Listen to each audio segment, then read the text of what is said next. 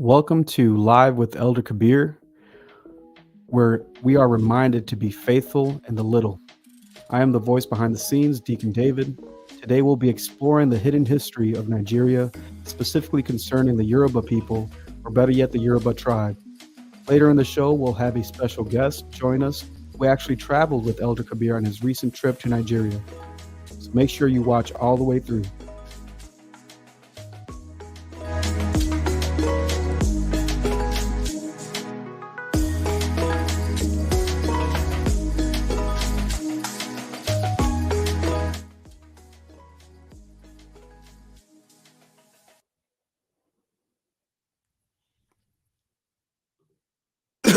Hey, I just want to thank you guys for joining us today. I greatly appreciate everyone's support, and I'm honored to be an elder here at Straightway Truth Ministry. As many of you guys all know, I am a Nigerian descendant, and I wanted to talk about some of the things that I've learned this year. As the year comes to an end, the Roman calendar, this year I went to Nigeria sometime in January of this year.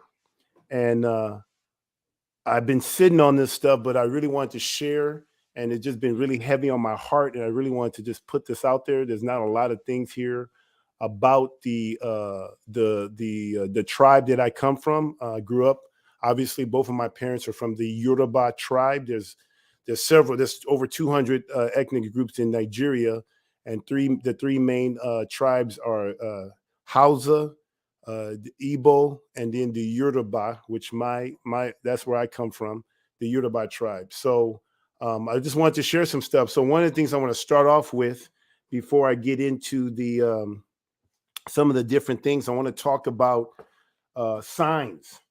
When you think about you guys see the thing is about the Hebrews to Yoruba. So it's kind of my theme here, but Hebrews to Yoruba, playing off of the Hebrews to Negro. But I thought it was interesting, as everybody's trying to self-discover who they are.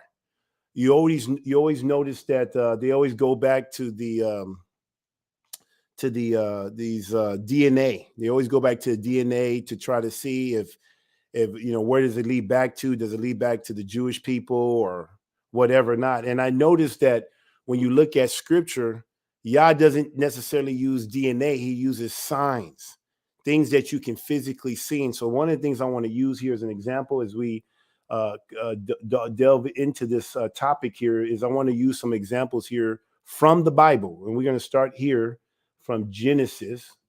We're going to go here, Genesis chapter 1, verse 14 to 19. I'm going to have Deacon read.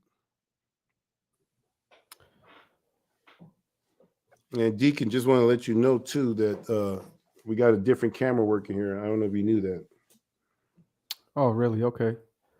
You should be able to switch it if you look at the bottom there, where it says settings. There. And then on the left, you'll see camera. And then it's only give me one option. Okay. Just want to give you a heads up on that. Okay, we'll continue. We can always change that later. Okay. You said Genesis? Genesis chapter 1, verse 14 to 19.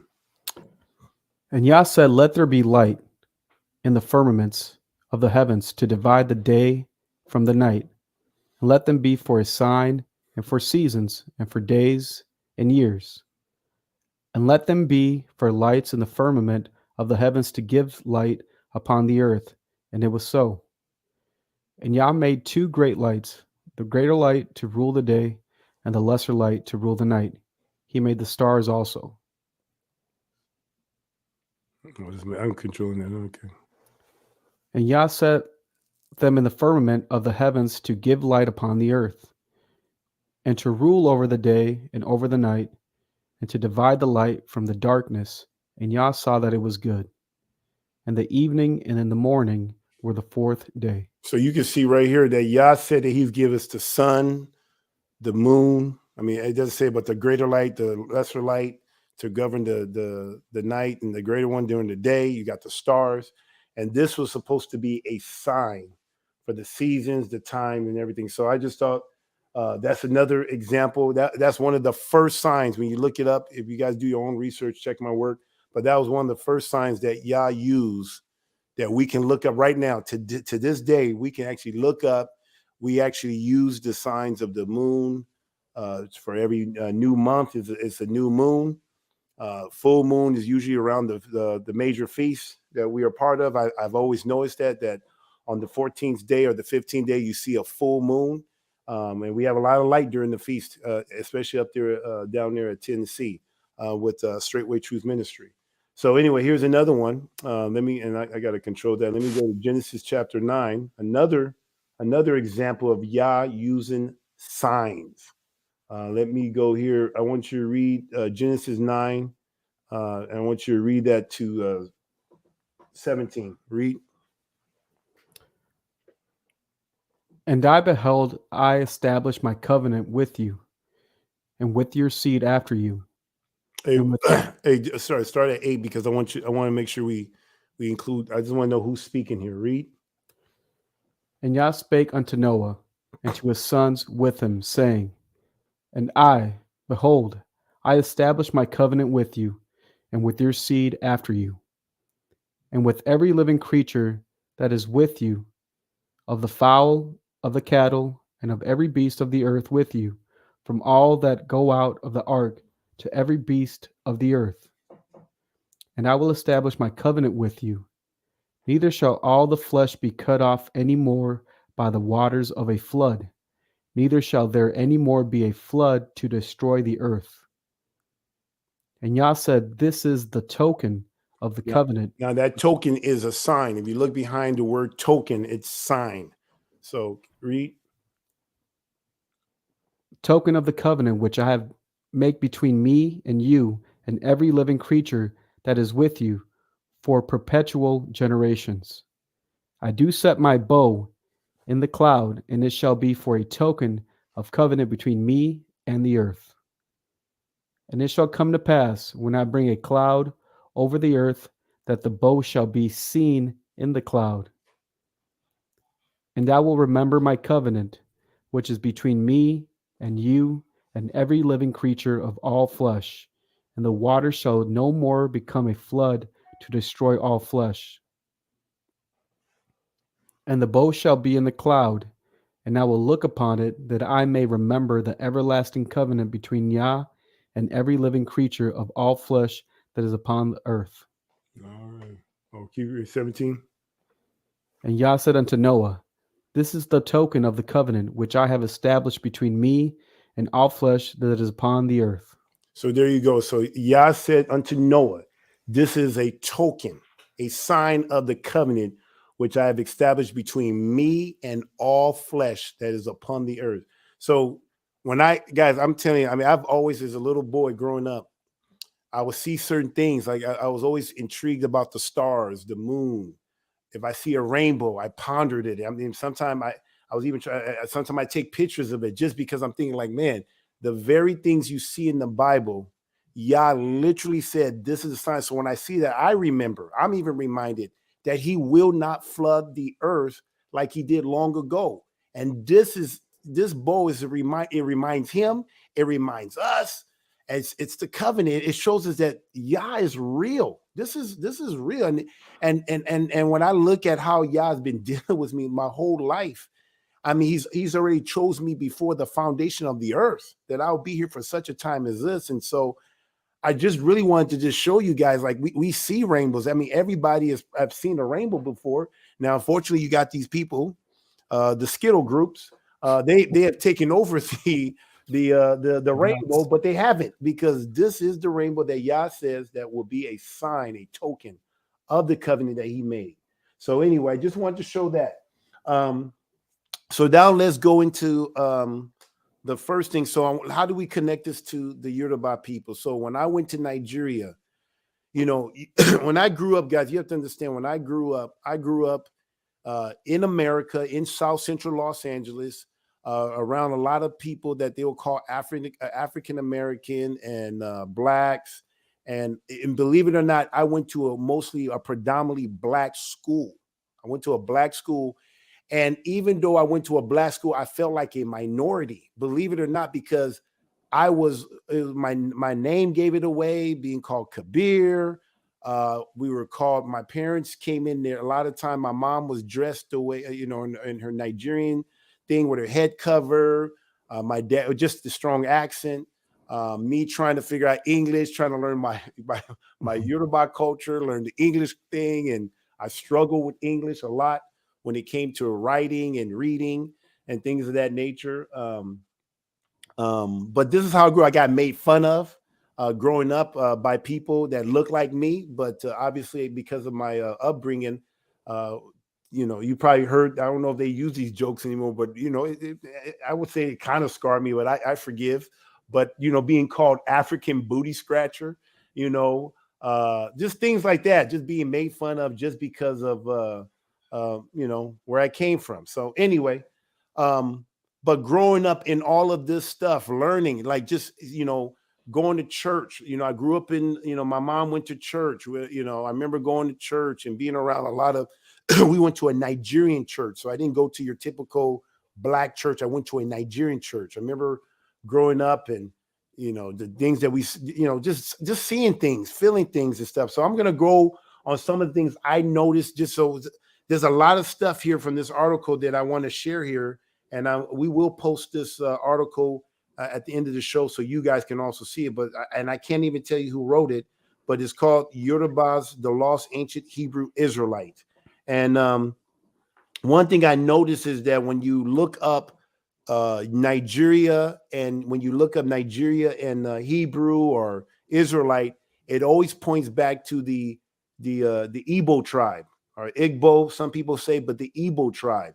And they actually practice to this day. A lot of them practice, they're Christian, but some of them actually practice Judaism or Jewish. The Jewish, more like the Ashkenaz Jews and stuff. They practice more of that, not necessarily Hebrew, but they do obviously practice Sabbaths and things of that nature. And even from the Yoruba perspective, looking at the Igbos, they see the Igbos as Jewish because they're very good with money. They're very good and cheap. And so, sometimes I may be called, even though I'm Yoruba, I would be called, you're like an Igbo man, because I'm very good with money or cheap, really cheap and very, what's another good word? Frugal. That's a positive word for frugal. So anyway, so I want to go through some of the signs that's baked into our culture, into the Yoruba culture. I want to bring some highlight. You guys do your research. I really believe these are some signs that Yah gave us to show us that we are the people of the book. It wasn't some DNA. We can just literally look at our own customs, our own traditions that we have been practicing for thousands of years. Now, unfortunately, a lot of Nigerians, a lot of people, as a matter of fact, I'm putting this out there hoping that this will reach the Nigerian people, the Yoruba people in Nigeria and all over the world, and hoping that maybe this will cause them to look, because they lived this. I mean, I only had part of it because it was mixed with American, Western culture, Nigerian culture, and just different things. But I'm hoping that somebody would take this to a whole nother level for me and do more on this stuff. But let me just tell you some of the things I know for sure. So the first sign that comes up is circumcision. Now, in Nigerian culture, circumcision is huge. I mean, that is like, and I wish I could have told Deacon about this map that shows the. I got it, Elder. Oh, you got that map? Okay, good. Yeah. So, but circumcision is so baked into that culture, and I didn't even know until I started looking into this stuff. I remember asking. Actually, there's another map here. I don't know if you have this map right here, but oh no, that's not the one. Yeah. But if you can look up that article, you could probably get that map. But anyway, because I need to read it right now. But circumcision is so huge. So let me read the scripture first about that here. Let me go here to Genesis 17. Genesis 17, verse 9. And I can read this. Let me read this here. So I'm gonna start with the sign that Yah gave us, and then I'm gonna connect it to the Yoruba tribe the modern day Yoruba, which has only been around for 200 years. Genesis, can you read that, Deacon? I don't know if you can. Starting at verse 9. Yeah, start at verse 9, go to 14. And Yah said unto Abraham, Thou shalt keep my covenant, therefore, thou and thy seed after thee in their generations. This is my covenant, which ye shall keep between me and you and thy seed after thee. Every man child among you shall be circumcised, and ye shall circumcise the flesh of your foreskin, and it shall be a token of the covenant betwixt me and you. And he that is 8 days old shall be circumcised among you, every man child in your generations, he that is born in the house or bought with money of any stranger which is not of thy seed. He that is born in thy house, and he that is bought with thy money, must needs be circumcised. And my covenant shall be in your flesh for an everlasting covenant.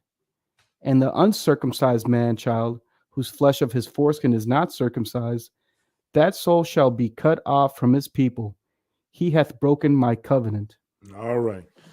So when you guys see that, this is a sign that Yah made with Abraham between him and to Abraham and his seed. And so this is a bit. And so one thing I did not know. I mean, obviously, I grew up knowing I was circumcised. Now, I didn't know the story behind my circumcision. Didn't know what day I got circumcised. Unfortunately, a lot of my children from my first children, my first wife, they unfortunately did not get circumcised on the 8th day, because the way the hospital works here, they make you circumcise them on the 3rd day or whatever day, whenever they can conveniently circumcise them. But I was able to do that with my my sons now in the faith. One, I couldn't be able to do that because of he was premature. He was 10 weeks premature. But the my second one, Ephraim, I was able to get him on the 8th day. So anyway, but I did not know this was a big deal. And I remember asking my dad when I was looking into this stuff. I said, Dad, is it true that that Nigerians circumcised on the 8th day? He says, yes. I said, was I? He says, yes. And my dad, if you guys know my dad, he's dealing with Parkinson's disease. So a lot of time he could be low in energy. But when I brought up the question, I said, was I circumcised on the 8th day? And I would be my father's first son. I am a twin. And I will tell you that story too, but I'm a twin, but I would be my dad. I have a twin sister, and then it's me that came out second. And being that I was my dad's first son, that was a big deal. And so I found out that I was circumcised on the 8th day. And this is having a Muslim father and a Christian mom. So this had nothing to do with Islam. It had nothing to do with Christianity.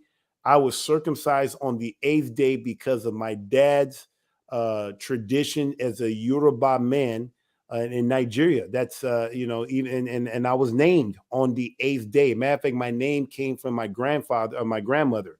They named me. So naming and it's just a big deal in the Nigerian culture. So I didn't know until my my early 40 that I was circumcised on the 8th day. It's so baked in to the Nigerian culture. If you look here on this map, where you see it's red, where you see the all the red, that is where 80%. It says here 80%. That's in red is prevalence of greater than 80%. Red areas have a prevalence greater than 80% of being circumcised.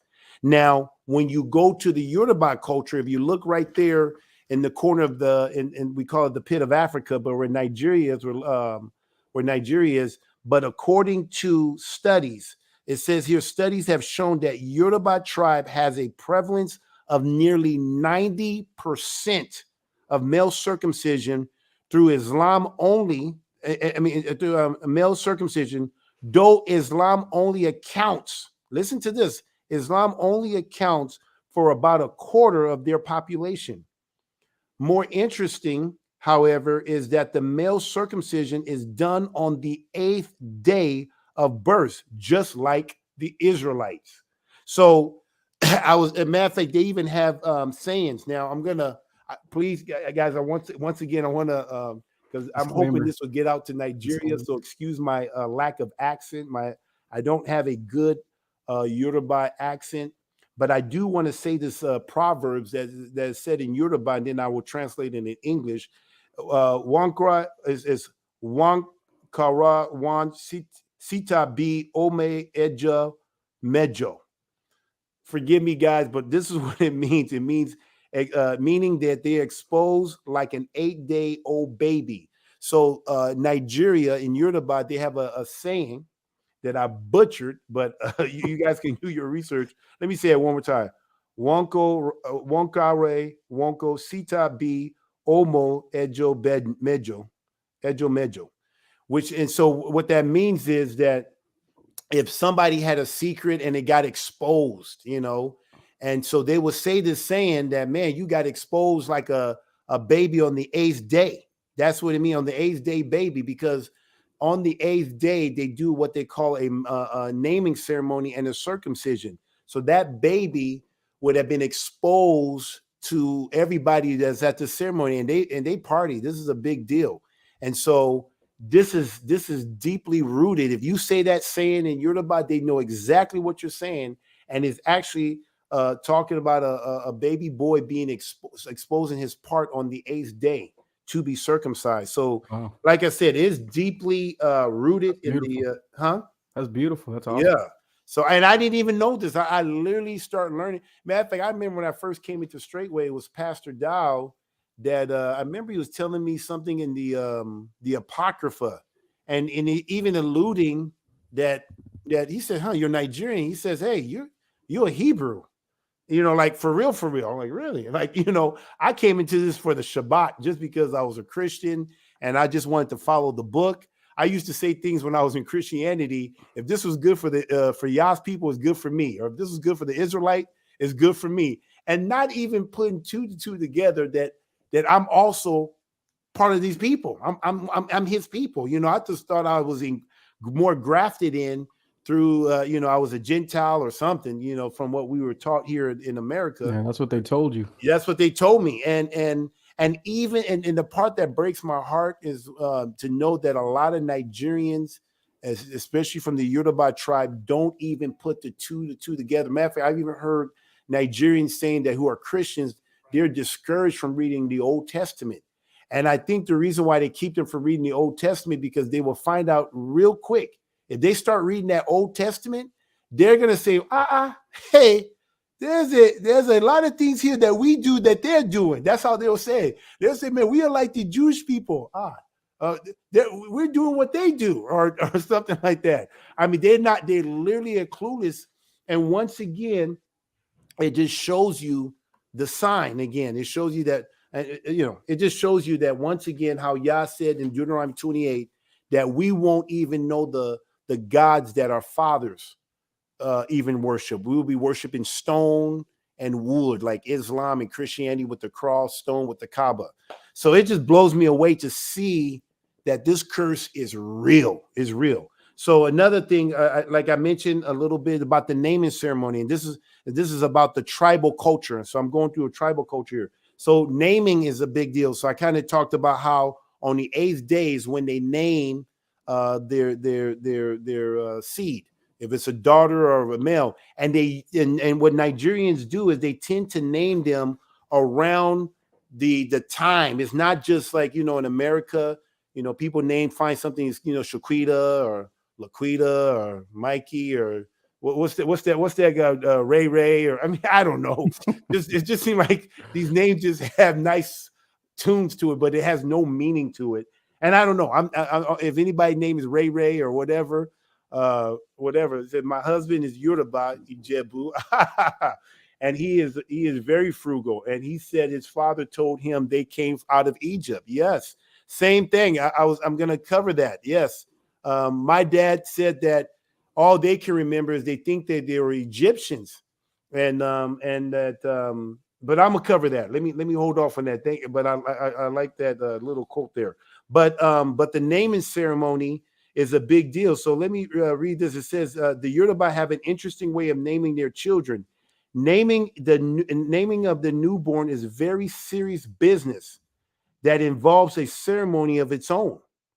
And it's a big party. It's like having like what you guys have in weddings party. That's how a naming ceremony is in Yoruba culture. It is believed that a person will live out the meaning of their name for the rest of their lives. And you see this in Genesis chapter 27, verse 35 to 36. I'm not going to read that, but you can look at that. It says, and parents doesn't just choose any fancy name and follow a prevailing fashion. Every child is named based on the circumstances around their birth or a prophecy concerning their life. The naming is done on the 8th day of the morning of the circumcision. If the child is a boy, you can hear the Yoruba name immediately. Understand the circumcision surrounding the person's life.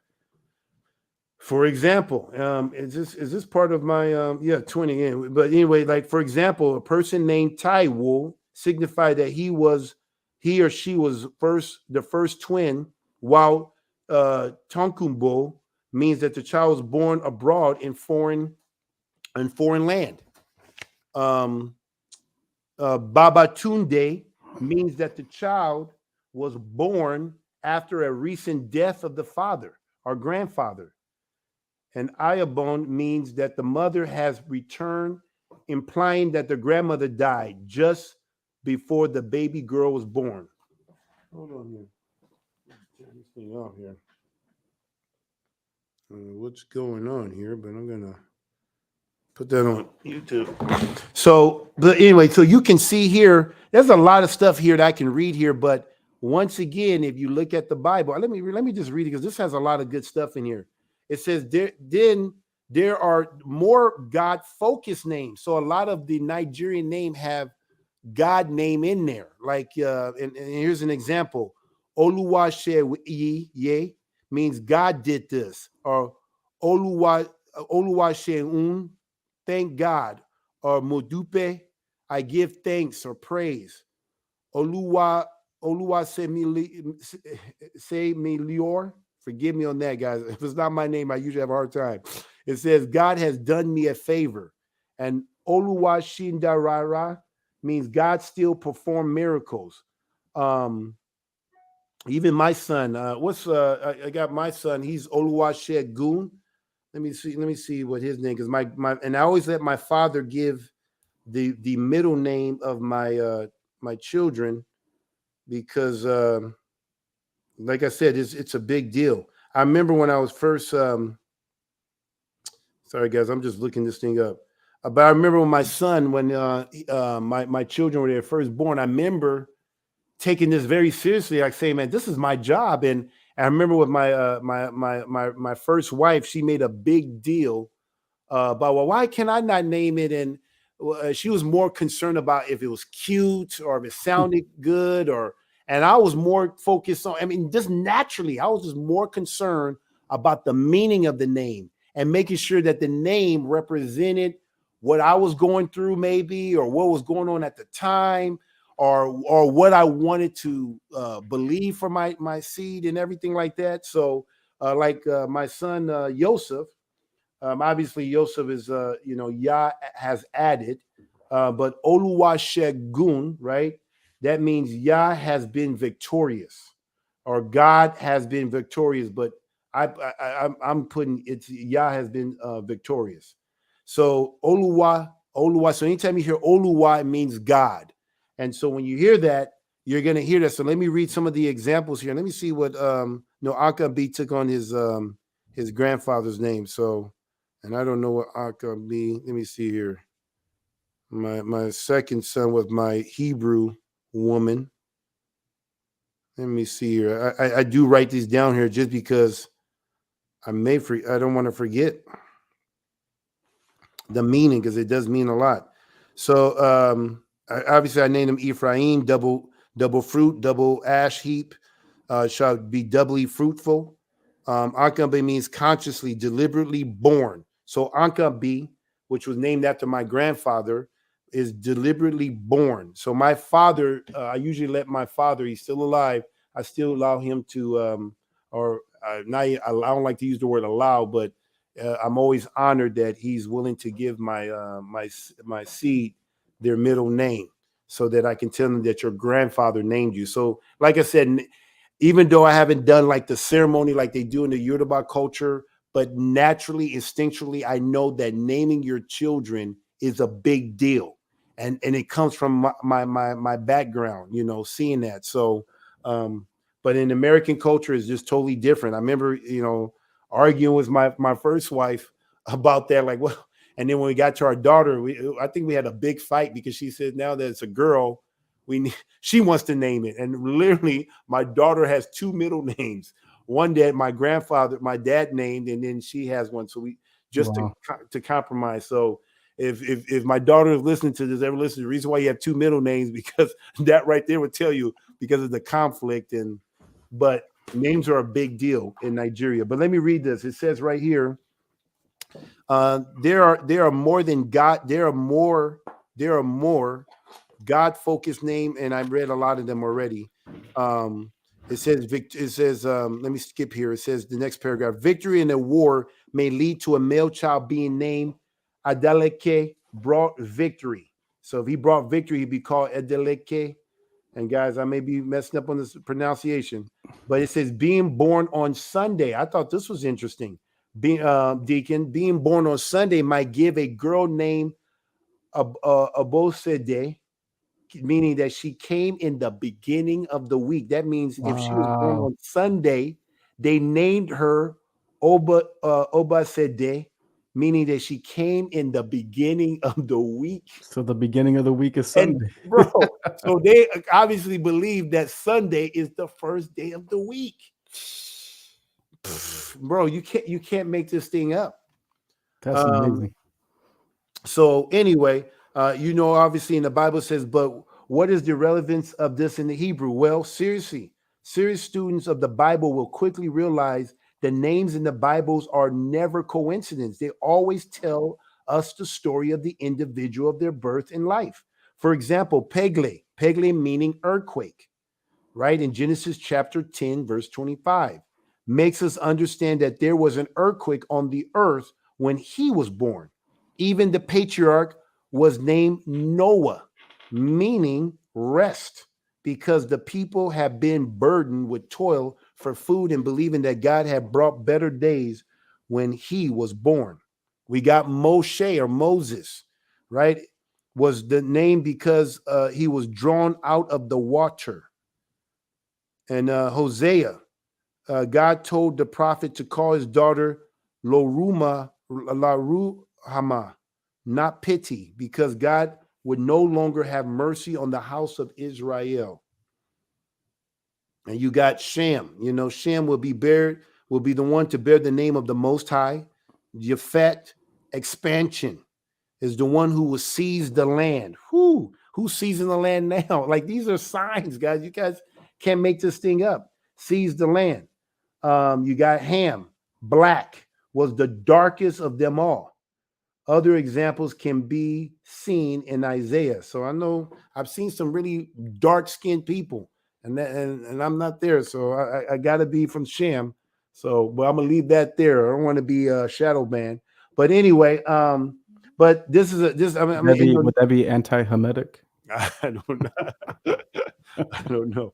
Here's an example here, and this I want to end on this one with regard to naming. It says the exact naming style of the Yoruba. These are the naming, but they never name their children after inanimate objects, and they will never be called names like stone, wood, forest, snow, or north.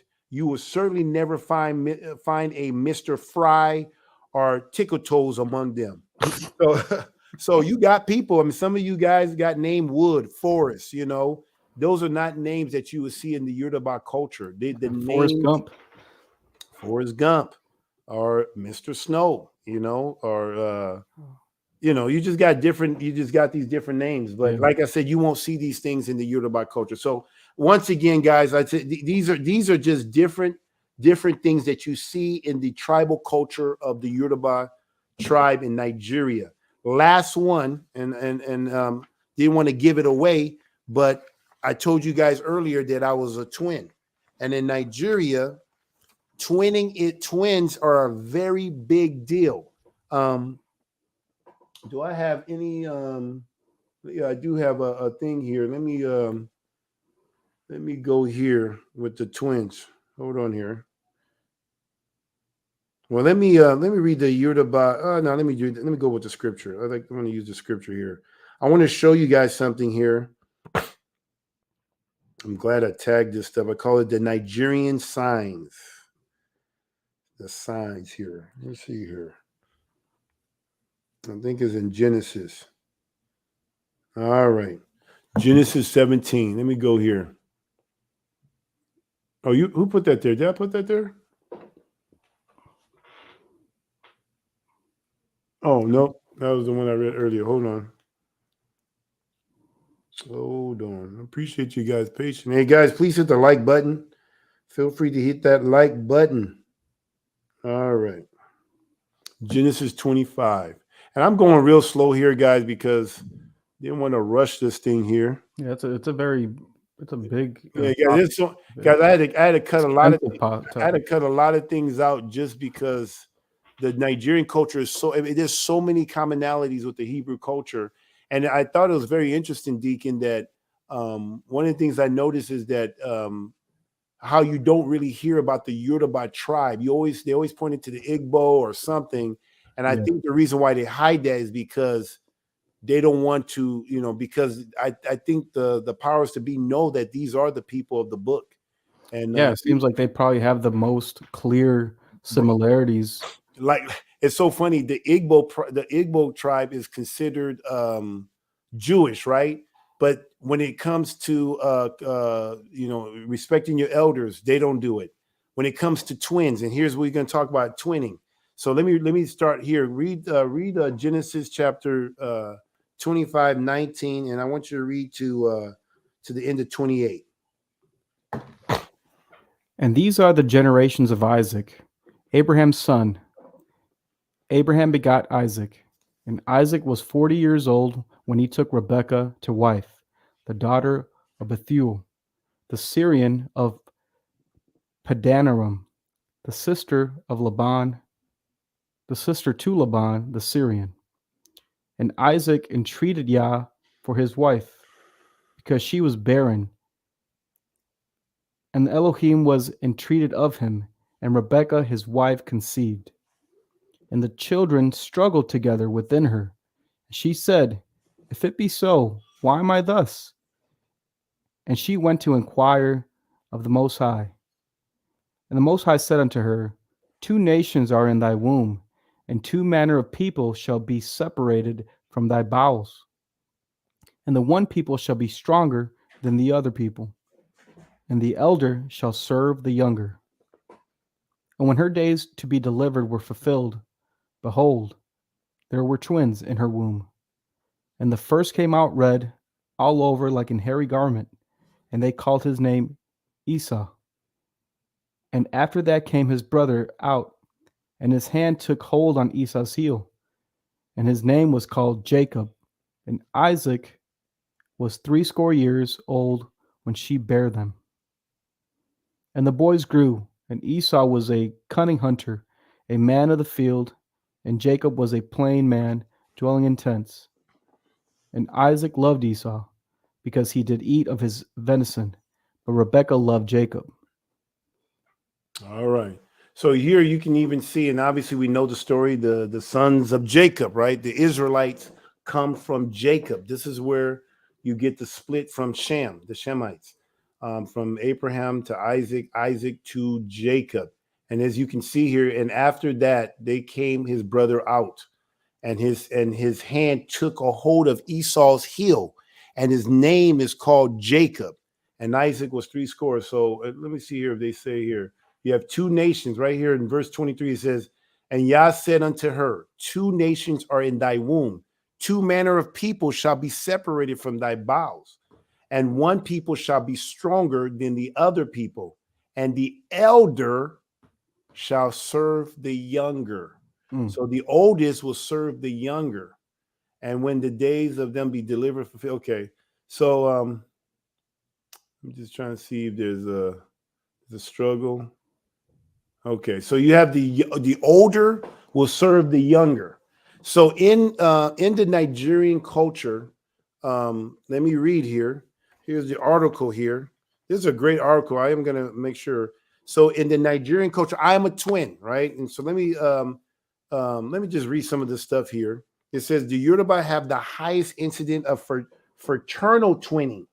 So they have the highest incident of fraternal twinning in the world. In fact, the Igbo, Oro, a Yoruba city, is dubbed the land of the twins. And a BBC review article once named its place where you see double. Twinning is so common that the naming system has developed around it. And it is not uncommon to have a nuclear family, a nuclear Yoruba family unit with 2 to 3 twin sets. That means one family. I think in my dad's family that he grew up, there was 15 of them. I think they had 2 sets of twins. In my dad's nuclear family with his dad, now he did come from his dad did have 4 wives. So, but from his dad and among his 4 wives, he had at least 2 or 3 sets of twins. And now they say that, you know, some people may say it's the food that they eat. That's why the Yoruba people may have the most twins. But there's, you know, there's other people that grew into that was in other parts, like myself. I grew up in America, and I'm a twin. So we're not going to use that one, but you can read that. But let me read this part. It says, the guy said here in the article, I believe this twinning rate among the Yoruba is significant because the Bible makes it clear that one of the blessing of Ephraim is his fertility. In Genesis 41:52, we see the origin of the name Ephraim, because God has caused me to be fruitful in the land of my affliction. According to the book of Jubilee, it's clear that he was the younger twin brother of what? Manasseh. This also explained the confusion when Israel blessed the boys in Genesis 48:13-19. Joseph tried to guide them to their grandfather, but Israel crossed his hands. If you guys remember, he crossed his hands.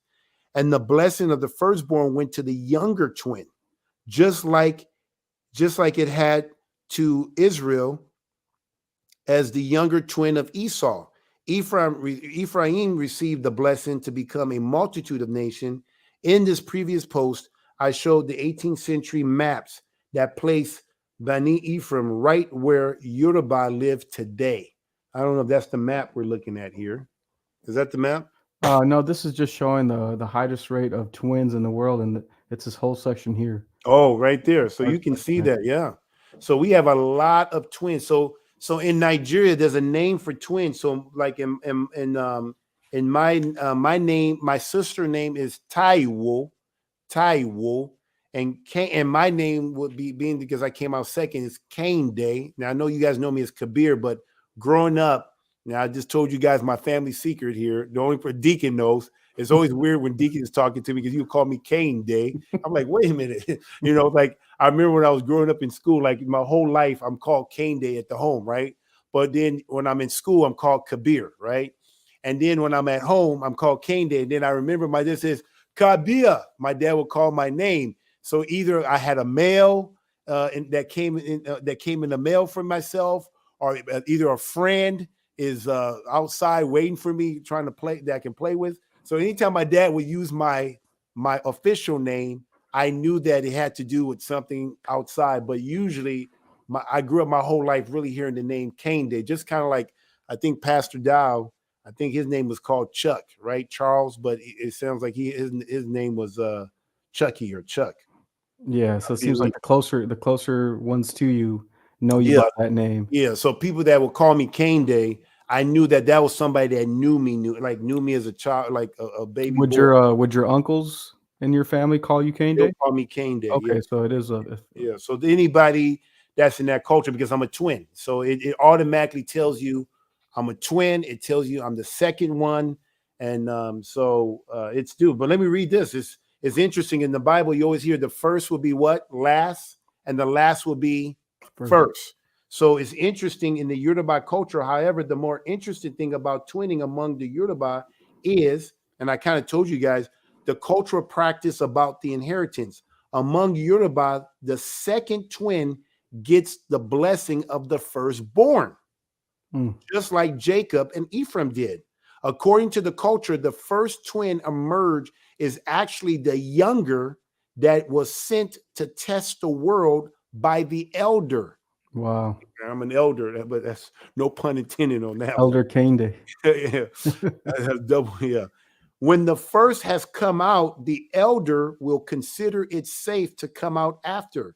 This is the origin of the names Taiwo and tasted the world. And then Cane Day, latecomer, given to the first and second twin respectively. We can see in the story of Zara, who first stick his hand out, making him the elder, but Pharez emerges first, being the younger, before his brother finally arrives. You see this in Genesis chapter 38, verse 27 to 30. So one of the things I thought was interesting, like, you know, I think we all do this, and tell me if you guys can relate to this stuff. When you read the Bible, right? You're reading the Bible from your, pastor or use the word set point. Everybody has a set point, a perspective, right? We all have our own perspective. So you have pure information coming in, and depending on what's in your subconscious or how you grew up or religion or culture, that gets filtered through your subconscious, and then it becomes your reality.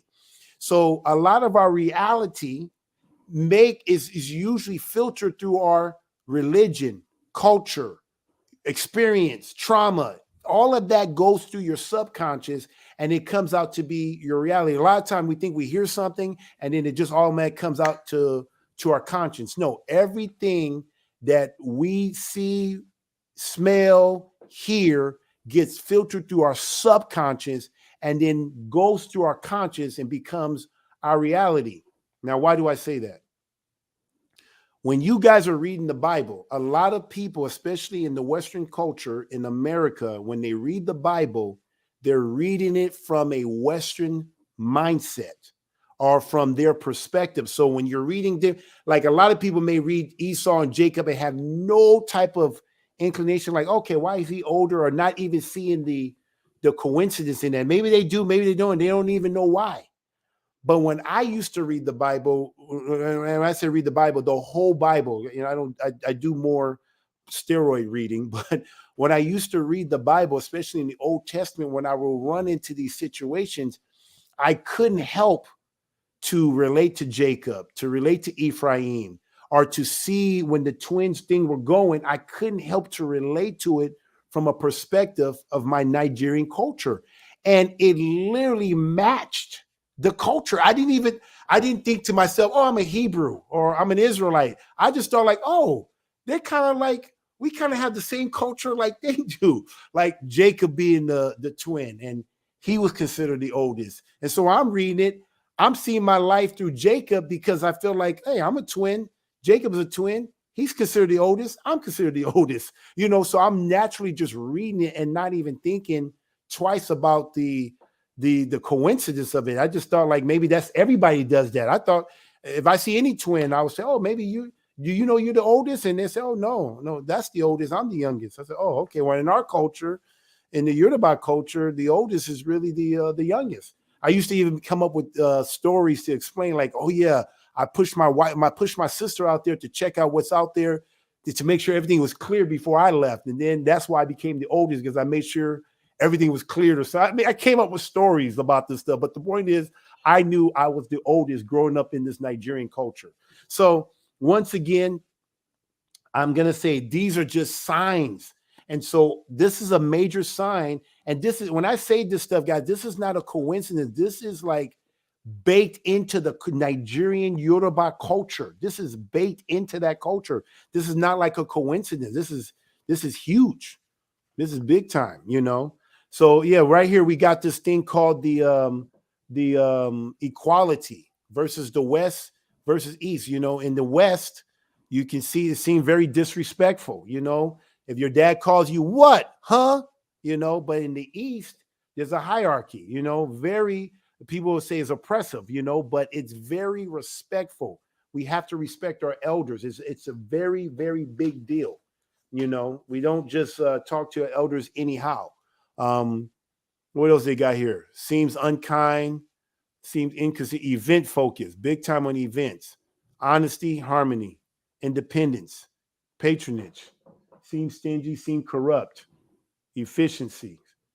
Why you got this up here, Deacon? Talk to me. It's just showing the difference between like a Western mindset and an Mhm. Eastern mindset. So, like you were saying, a Western mindset is more about being independent, and Mhm. then a Eastern mindset is patronage. The Western mindset is more about efficiency, and the Eastern mindset is more about hospitality. Big on hospitality. If you ever here at Straightway Praiseland, if you ever been up here, and anybody that's on here can attest to it. But if you ever been up here, I'm big on hospitality. But that came from my upbringing with my mom and my dad. But my mom, every time we had guests, I mean, it was a big deal. It was like washing the feet. And when I saw they did it here at Straightway, I'm like, wow, it just remind me of growing up. Like hospitality is huge in the Yoruba culture. Even with my trip in Nigeria, you see how big that is. I mean, they will literally cook for you. Like it's big deal, very, very big deal in the Nigerian culture. It's just totally different. The West is a little bit just more relaxed, and the Euro. And I wish my dad would have taught me a lot more. I think just the challenges of living in this country and trying to get us to be successful, and education being very pushed on us. Education is big, and especially when you come out here just trying to make a better way. So, and I'm just one generation. My dad grew up in Nigeria, born, raised in Nigeria, and to see this just one generation, I don't have the culture like I wish I want. I want to teach my son, but I feel like there's a disconnect because I can't teach him what I don't know, and so I got to make the time to really know our culture and really study that to pass it on to him. But to see that just took one generation. And can you imagine how all of the generations lost the culture of why they did what they did? If you ask Nigerians today why they circumcised their baby boy on the 8th day, they'll tell you they don't know why. If you ask them, oh, is it because you're a Christian? They'll say no. It doesn't have anything to do with Christianity. Or is it because you're Muslim? No. It's part of our culture.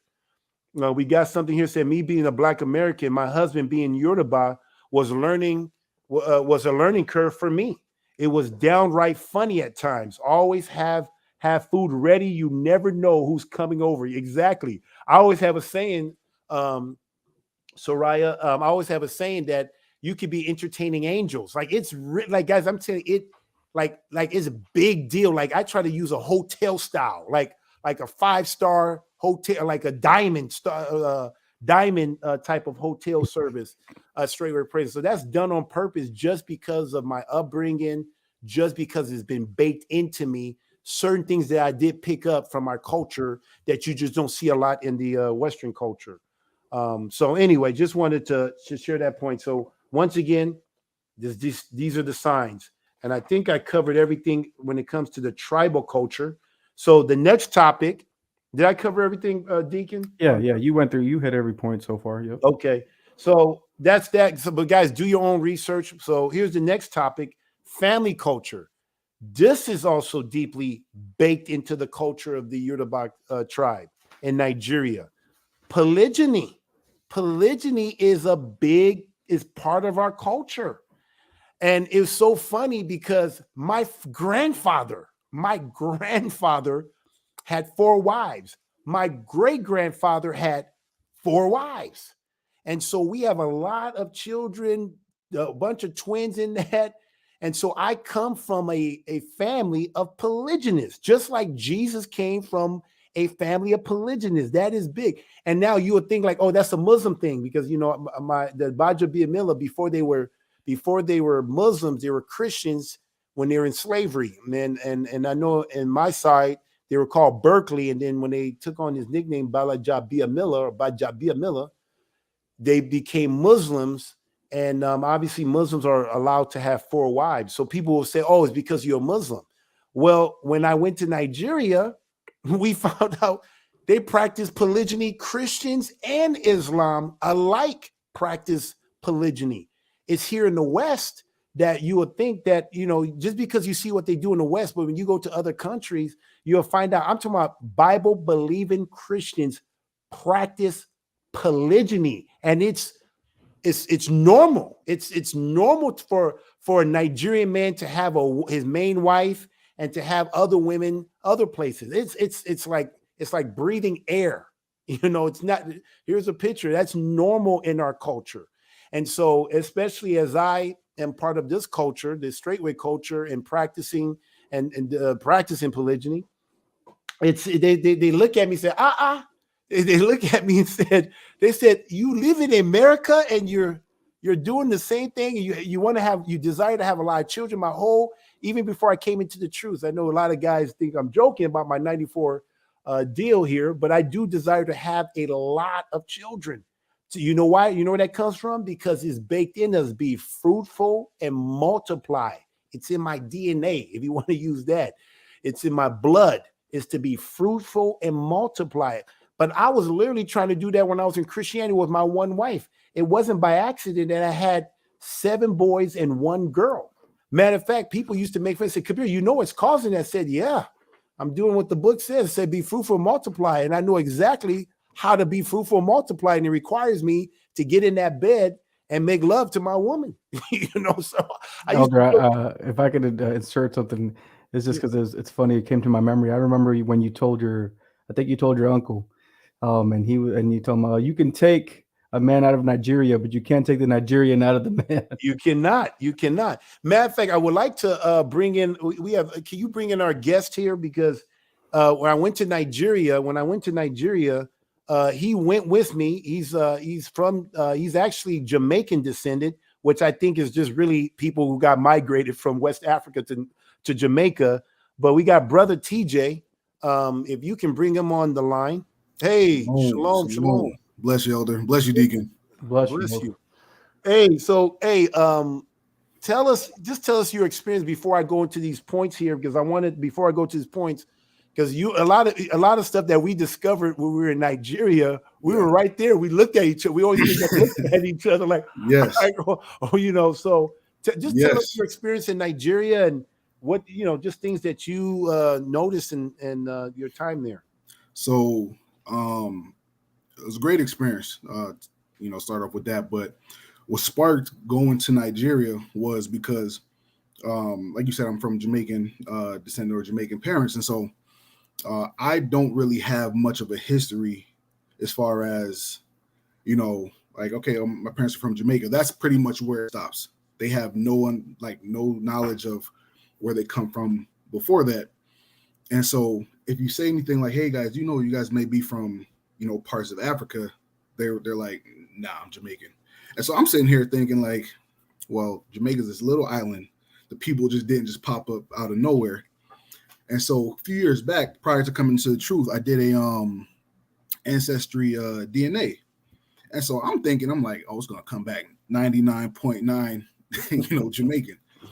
And sure enough, that thing says 65 or 66% Nigerian, 13% Benin and Togo, which are all and the slave coast. West Africa, right on the water. And I'm like, okay, that's interesting. I literally nothing of Jamaica came up. And if you can see, and if I can just interject here, my brother TJ, obviously being from Jamaica, he played in NFL, offensive lineman. And look how big we look.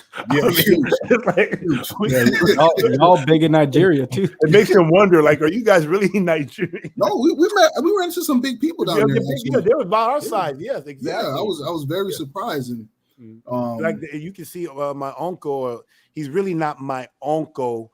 And when I say that, because in our culture, you never say somebody you don't call them by their first name. You don't, it's if they're not relative and they're older than you, you call them uncle. So that's right. So just to explain, it's like, that's your uncle. Well, I always have to explain that's just your culture. So, he is not my uncle either, but I call him. You call him uncle the whole time. Exactly.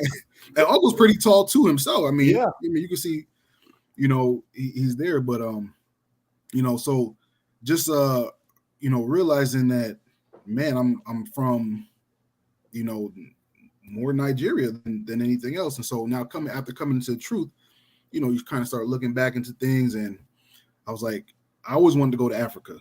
I didn't know where in Africa I wanted to go, but after reflecting, I'm like, I think Nigeria would be the place to go. So me and Elder spoke, and it worked out that uncle was going at the same time. And so we knew we had a guide. We were going to be safe, and everything worked out. And so, we ended up in Nigeria, but just going down there and really seeing the people, and as Elder was saying, like talking to some of the people, and they're saying stuff like, oh yeah, we were once from, I think we may have been slaves in Egypt at one point in time. We're sitting here like, okay, I don't know many stories or many people that can have that testimony that they were slaves in Egypt at any one point in time, other than the Hebrews, the Israelites.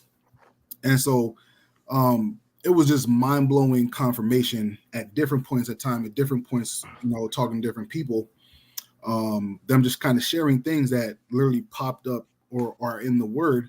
But like Elder had said earlier, they have no recollection of where it's from. And so it was pretty cool to kind of see that and have that confirmation. But also what was very shocking and sad to me was when you get down there, a lot of Nigeria, at least Lagos where we were, was very, very westernized. So you go, I'm thinking, I'm like, man, I'm gonna see people, just having, what would be the word? Things of like, Israelite or Hebrew culture. And you go down there, and we saw Santa Claus with reindeer. I'm like, you got. Remember we went to the restaurant and they were playing American music, and we had to request for like Nigerian music. They're like, we didn't come all the way to America to listen to American music. Like, can I get the stuff that I don't understand? Like, that's what I want. I don't want to hear. We drank Nigerian beer. Like, what's your Nigerian beer? We want, that's indigenous to this country and stuff. Yes. So it was very westernized, but. We did come across, a few things that led us to know that, a lot of people in Nigeria are, Israelites by blood, Hebrew by blood. And it was pretty cool. Let me segue to because I want you to chime in on this, but obviously, like I told you, polygyny is big in Nigeria. It's just normal. It's a normal thing. Even this article, it says polygamy, but really polygyny is quite common, and having multiple wives at the same time is neither criminal nor frowned upon till this day. Now, when you come to America, I remember one time when I was in school, I remember telling my teacher about polygyny. She's like, bro, when she said that, I was so embarrassed and so shamed about my culture. And she was a white teacher with blonde hair, a white lady with blonde hair. I was so embarrassed. I didn't want to tell people that I came from a polygynous background, because I was like, I just got this sense in America, it is like bad. Like, I mean, it was bad. It really traumatized me to the point where I started becoming ashamed of who I am, and I have a rich culture, so you kind of get Hellenized as you grow up in this country in a way, But anyway, it says it's not criminal. The system predates arrival of Islam. This predates Islam in the country, and practice among Christians, Muslim, as well as practitioner of the traditional African religion. We can see this the polygamous system all through the Bible among the Hebrews, the most remarkable being the patriarch Jacob, Israel, Cain Day, himself. I just threw that in there. Himself, who was married to Leah and Rachel, they were twins as well.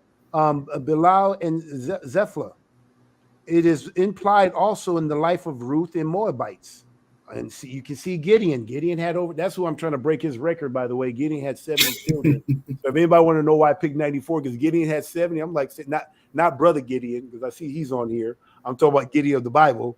But I saw that he had 70. So I said, hey, if you ain't cheating, you ain't trying, if you're not shooting for something. So I use my jersey number. I'm saying I'm gonna shoot for 94, but I'm trying to beat Gideon's record, willing. But anyway, You can see this. And so regardless of the number of wives a man has, the first wife is considered the wife of his youth. This is in Nigerian. The first wife is considered the wife of his youth, and her children gets the greater inheritance.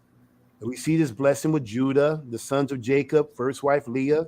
In fact, that Leah was buried in I can't pronounce it, Metshapha, while Rachel and Bilhah and Zilpah were not.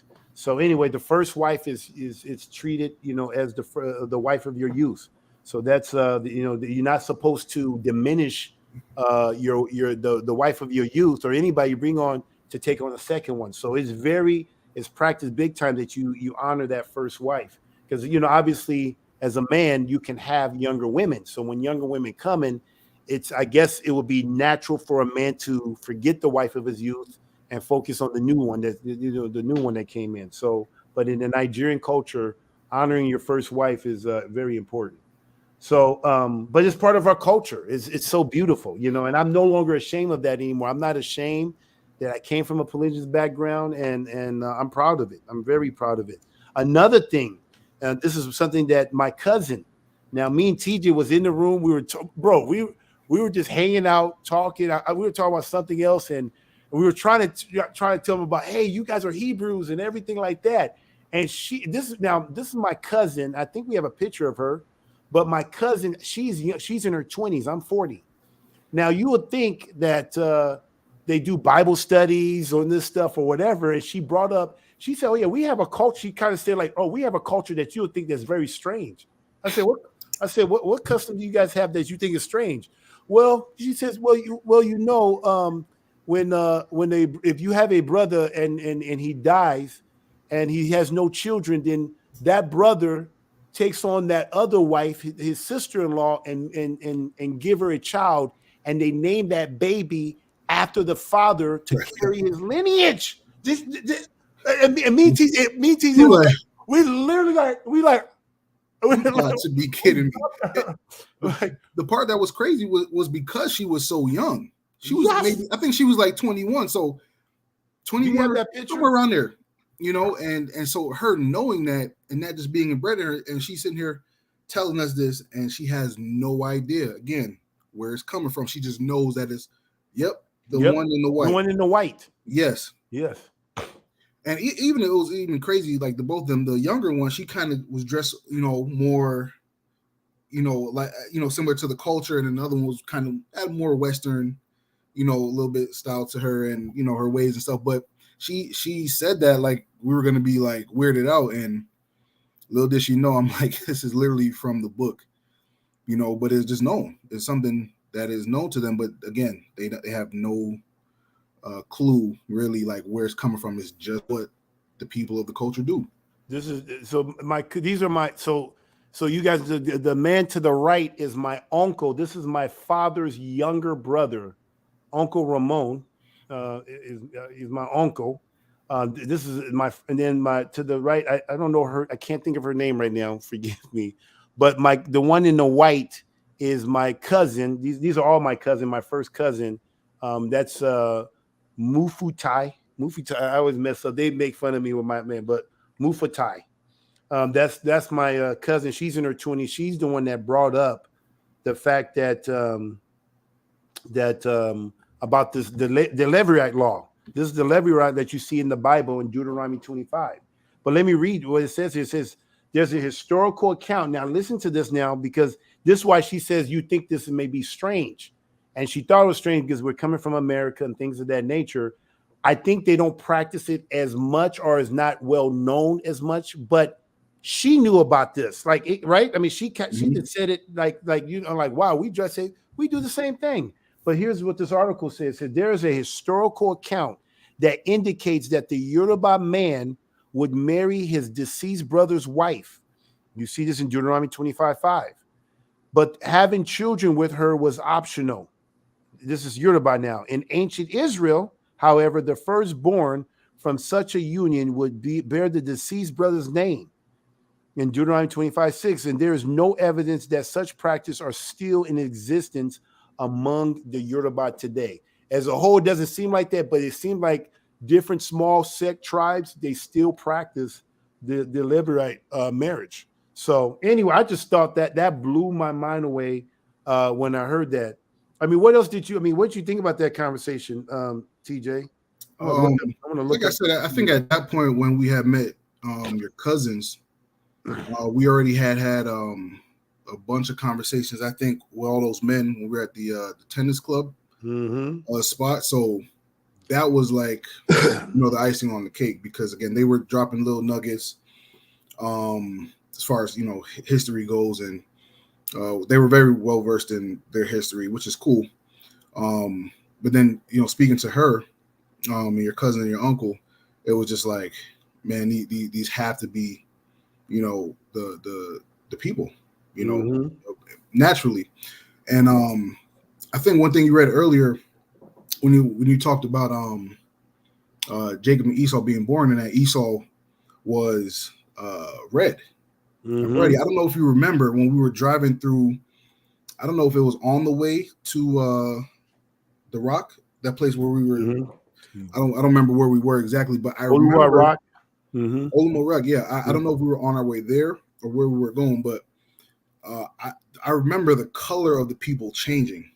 Oh yes. I don't know. You remember that? They were turning red. Red. I'm like, what happened to the people? Literally, I just looked down and looked up, and everybody was red. Like, yo, what is going on? And in the Bible, what is David described as? Ruddy. Like, bro, I'm talking about red. Like, bro, it was in a whole nother state. We went to Oguna State. I think it was Oguna State when we were trying to get to the palace, Ife, but we ended up going over there. Yeah, so I was like, this is unbelievable. Like they literally changed colors. Now, I don't know what that has.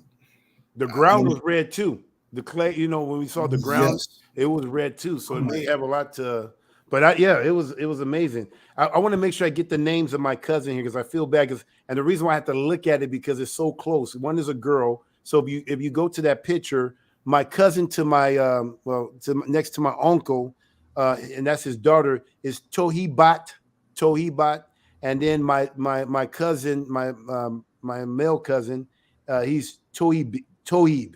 So anyway, I'm butchering the name, but it's interesting that Tohibat, my cousin, the girl cousin, they had a sibling before her, and he died, and because he died, his name was Tohibat, but because he died, she took on his name to, so you can see where they're doing the whole thing that when that happens, the next one's going to automatically take on that name to kind of carry on that name, and it doesn't matter if it's boy and girl. So obviously it's gotten more modernized.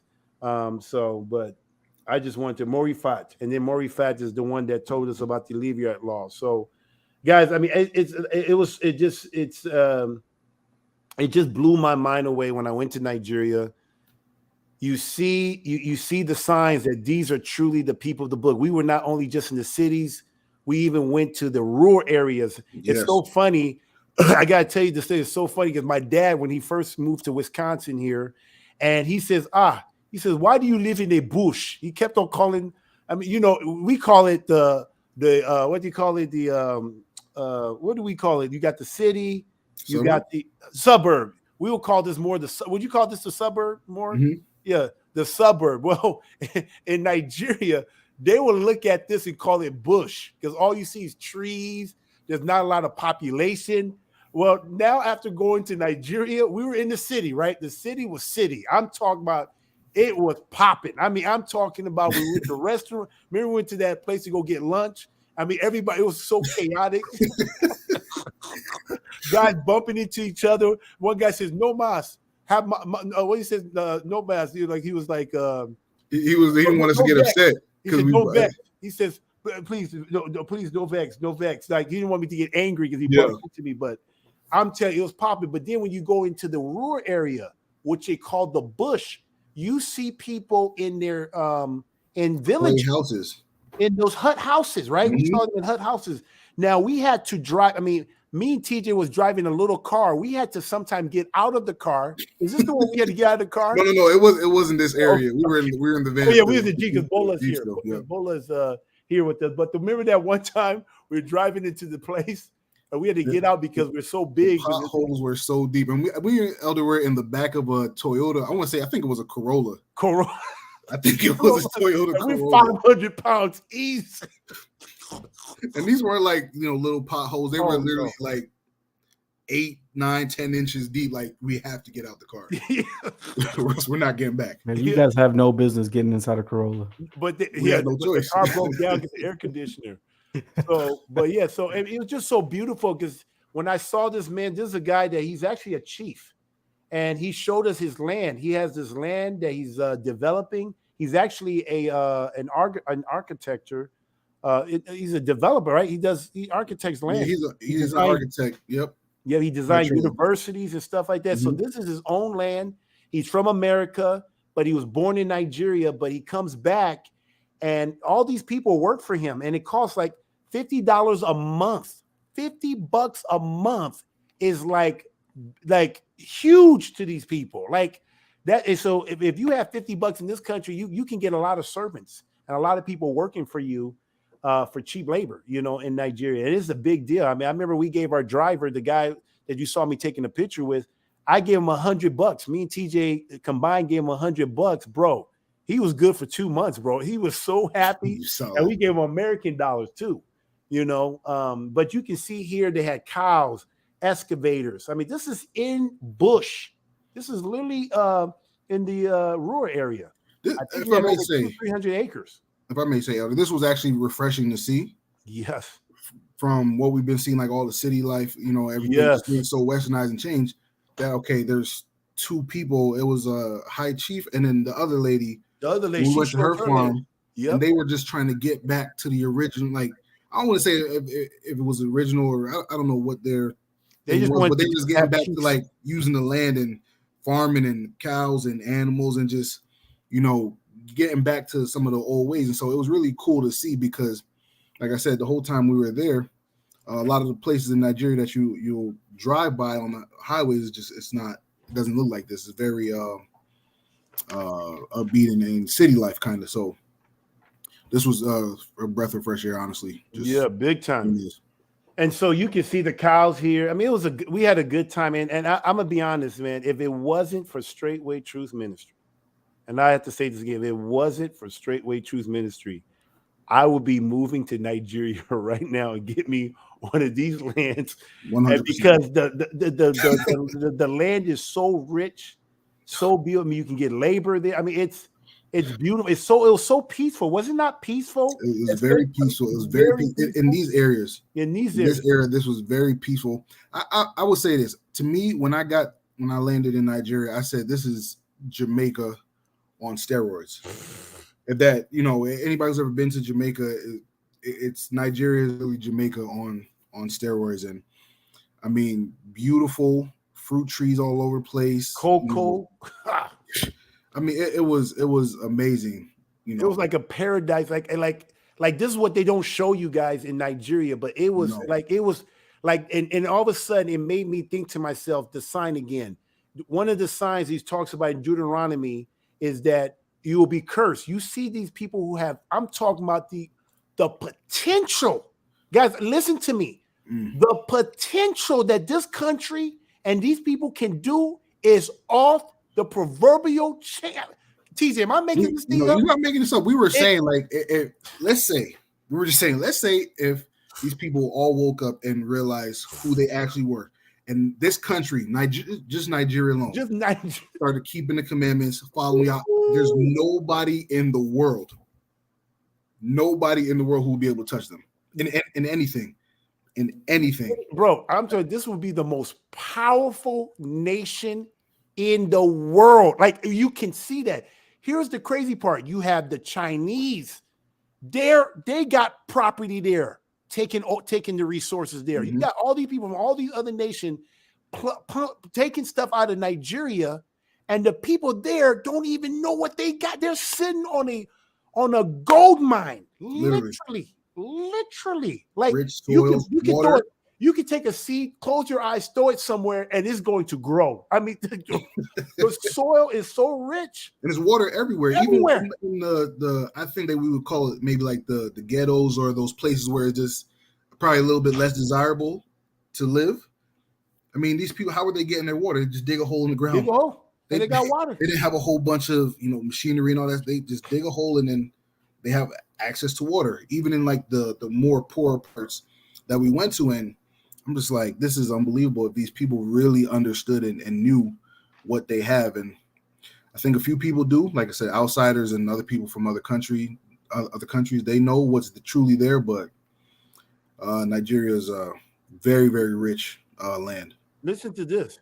And so just so you guys know, Yoruba is very new on the grand scheme of things. It says right here, the Yoruba people were given the name about 2 centuries ago. So just about 200 years ago. The only evidence of the identity prior to then is found in Hausa. That's another tribe. That's one of the 3 major tribes in Nigeria. Hausa, historian account. The Hausa used to call them Yoruba. Reportedly mean, listen to this, reportedly meaning the father's name is among the people of the forest. The father's name is among the people of the forest. Don't that remind you? If my people who are called by my name will humble themselves, pray, seek my face, and turn from their wicked ways, I will heal their land. Woo! Bro, I'm telling you guys, these people are the people of the book. Elder, do you remember that one brother who, when we were around the table, all those men? Oh, yes. It was maybe about 10 of us around the table. And there was this one brother, I think Elder was talking about the curses, and this guy was about to jump out of his skin. He was like, I've been trying to tell everybody, I think we're under the curses. And it was just one. I don't know if you're still in contact with that brother. He moved to Canada. Really? To Quebec, yeah, because his wife wanted to move out there.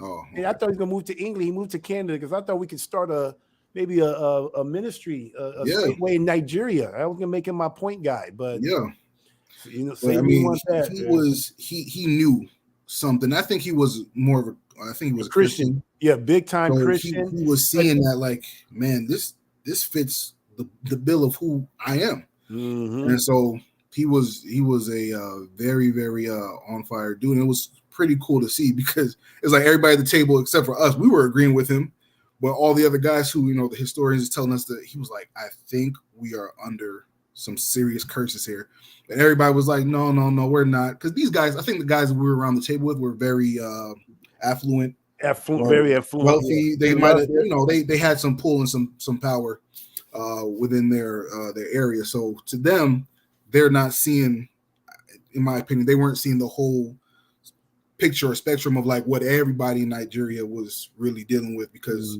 they had what they had. So that one brother, he did see, like, listen, I think our people are under some kind of curse. He couldn't quite pinpoint it, but he knew that there was something going on there.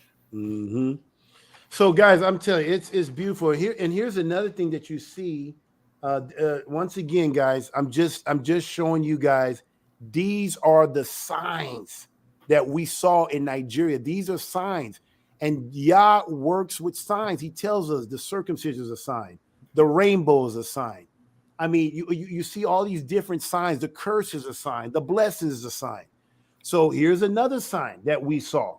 Now here is now I can't pronounce it. Afian Laye, the name is all kind of missing there, but this is a palace in Nigeria. Now this is the original, the palace that all the other kingdoms, they still have kingdoms in Nigeria. They have many kingdoms. Like you saw that map that Deacon showed in there, showed the kingdom of Judah. They have kingdoms, even though Nigeria is a republic. They have kingdoms around. You can see right here, that's where Nigeria sits today, the kingdom of Judah. Right there, you can see that little hump. Oh, that's where it was right there. Okay, all of that. That's, and so that's Benin, Togo. Part of that all used to be Yoruba land. So down here, where you see down to the right, and then to Benin, to Togo, all used to be Yoruba land. Go back to that old map. Go to the bigger vision. I want to see the hump. Where's the kingdom Where's the kingdom of Judah? Okay, right there. Okay. So you can see where it is today. Go now, turn around. So you have a lot of Yoruba. So obviously you could be in Nigeria, Benin, Togo, and still be Yoruba. So, but most of the Yoruba people are in Nigeria. But a lot of there's Yorubas in Togo, Benin, but the majority of the Yorubas are in Nigeria. But there's also Yorubas, especially on the near the coast here. So anyway, it's just blowing. So they still have kingdoms. Let me read this significant thing here to you guys. It says here, during the transatlantic, let's see if I got this. During the transatlantic slave trade, countless of ships transported millions of Africans, right, from the west coast of Africa between 1441 and 1840. The overwhelming majority of these slaves were Yoruba and Igbos, or Igbo. Many of the slaves were kidnapped directly from Portuguese and or captured during the inter-village wars. Capture was made easier due to the loose autonomous nature of the villages and kingdoms. This autonomy of how they do government out there is still slightly in place within the Yoruba people and is evident in the system of prince and kings that still exist in many towns till to this day. We just showed you a picture. Me and TJ, brother TJ, was literally at a king's palace. That's where when you come into town, that's where you go greet the king. Now, when we went there that day, he wasn't there. But listen to this: to show that picture of that picture where we were standing in front of the palace there. While he's doing that, I'm gonna read this. Undoubtedly, we have sometime heard. Listen to this. Undoubtedly, we have all at some time heard stories and made jokes about Nigerian prince coming to America. Is kind of like that joke, right? Nigerian prince. Probably asked every Nigerian we came across if they were a prince. It is interesting to know that the ancient Israelites were first known to have 12 and countless of princes as well, especially during the days of what? Solomon. Solomon had a lot of wives and a lot of concubines. Can you imagine how many princes came from him? It says Solomon had many wives and innumerable concubines. You see this in Numbers chapter 1, verse 44, Judges in chapter 5, 1 Kings 11. At one point, the Israelite prince were 232 in numbers. In numbers, let me just go here. I just want to go to this one verse here because it will be real quick. Let me go here, 1 Kings.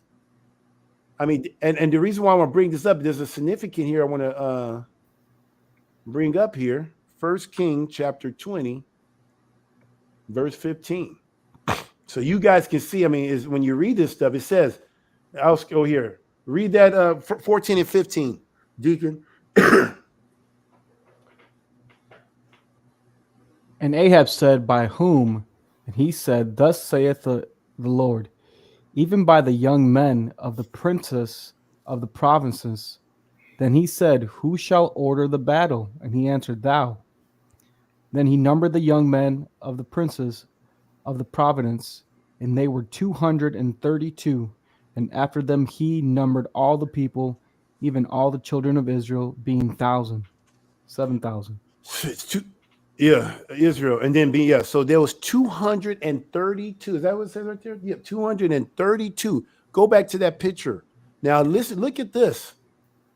If you look at this picture here, to the very far right, next, that's the woman that showed us her land. I can't think of her name right now. Nice sister.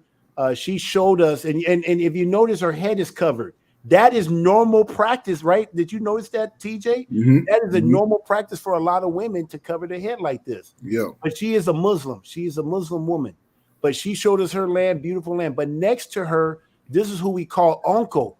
Bro, when I was a little boy, he moved in. My dad allowed him to stay with us. I mean, like we was doing community. So I was growing up in the community, didn't even know it, right? We have all these people that come from Nigeria. It seemed like they stop at our place. They lived there for like 2 or 3 or 4 or 5 years. So that was my uncle right there. So I always called him uncle. It wasn't until this day. Listen to this, TJ. I'm 40-something years old, and I found out that my uncle, well, he's not my uncle, But the man, he's a prince. Yeah, yep. He's a I prince remember that of one. this kingdom. That's I'm his. like, hey, uncle, you are a prince, like a That's real live prince. where it was. And no, and he never told us that. He said, I never told you, but he's a prince. He's in line to be king. If he wanted to, he's in line to be king of this kingdom here. Now, this is a small kingdom in a village here, but everything started from Ife, the one that we wanted to go check. Remember the one we couldn't check out because we were trying to get to the Sabbath? That's where all the other kingdoms came from, is from that kingdom that we didn't get to see. Yeah. But the only reason why we detoured, because we had to move, go to this state, and to get back, we didn't want to miss the Shabbat. We wanted to be back at home, but we went to the throne room. This is a look at this was wow. This was crazy because we went in and they just tell you to do stuff. Yeah, and they don't really fully explain. And so me and Elder walk in, and the king, he's not there in the flesh. He's physically not there. So again, Nigeria is a high culture, or big on honor, very big on honor. So we were like elderly men and people, whatever, we would bow down and like kind of give them like a reverence. I mean, like to the floor. It was crazy. And so they were like, hey, bow to the king. I'm like, king ain't here. Like, what are we doing? They were like, but that's a stick. I'm like, And so we were going back and forth till they explain, like, okay, you're not, bound to a god, or it's just because they don't believe in idol worship, because they're Muslims. So right. So they don't believe in idol worship, but that's just say it's just giving honor to the. Just give honor to the. And so I turned around to TJ and said, "Give customer where customers do," because this is like, it was just crazy. It was like, because we were letting them know, they said no. So I mean, they have a picture of the king, because when he's not there, they put a picture and stuff, but he wasn't there and everything like that. But then they tell us the history and everything. But this is a real throne room, and I mean, and like I said, the culture there is different. Like in America, you shake hands. Here, you literally will bow down, like Moses did to Jethro. When Moses saw Jethro, what did he do? He bowed down. They say he prostrated or laid his face to the ground. That's how they do it in Nigeria. Literally, right? Remember when we went to that sister's house and they made food for us? They made the lady, the wife is in there in the kitchen. I'm talking about, and we couldn't stay there. We had to go somewhere else, and she's cooking it up. And bro, not to eat their food is very disrespectful. It was like, man, I gave offerings, and we were just trying to just do all the customs of the Nigerian culture. But it was amazing. I mean, what do you think about that? I mean, just even that. Just remember when we went to that man's house, we gave honor to the father and everything. Yeah, I mean, it's like it just showed how bad the Western culture has dealt with us, that people probably go, I'm not doing that, I'm not bound, but it's just these people are getting high in respect and honor, and again, very refreshing for us, because I'm like, man, we are so far from our heritage and our culture, and so to be able to get back and do some of the customs that we can read about these things, that these things were being done, to honor, elderly men or people of high status or whatever, just to show honor in general, just to see that these things were done. We were able to go and do these things, and kind of get back in touch and realign. So it was just it was awesome. So let me share. So anyway, I just want to say that's a real prince. Even if I want to even go with that one too, even myself, being an elder at Straightway, I would be. I'm acting as a prince or a chief, or an elder. Like if I tell them this, they will, if I using Straightway term, like I'm an elder or whatever, they will see me as a prince or as a chief, because I'm doing the same thing that my grandfather did. My great grandfather was a chief.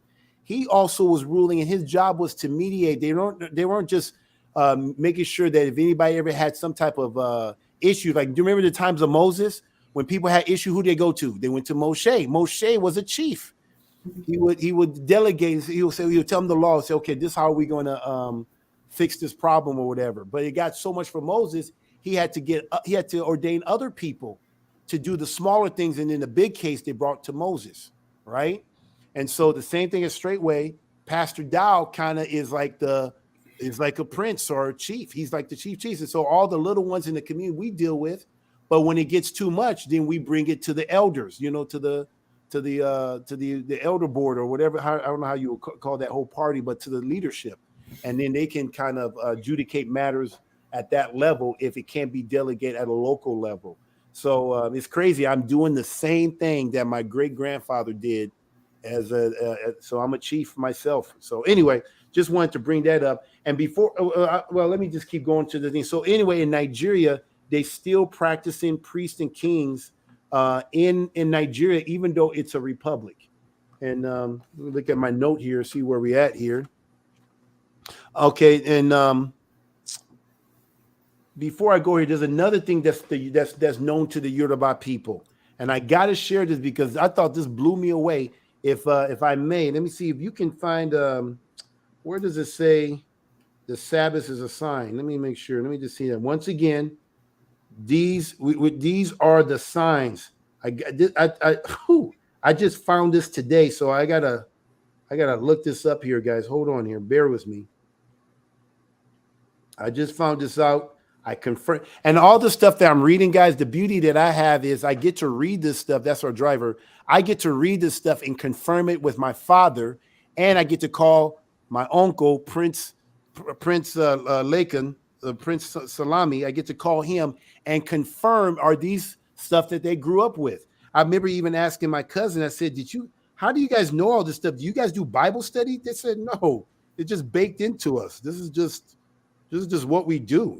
This is not something that they go to school for. This is just something that they grew up with.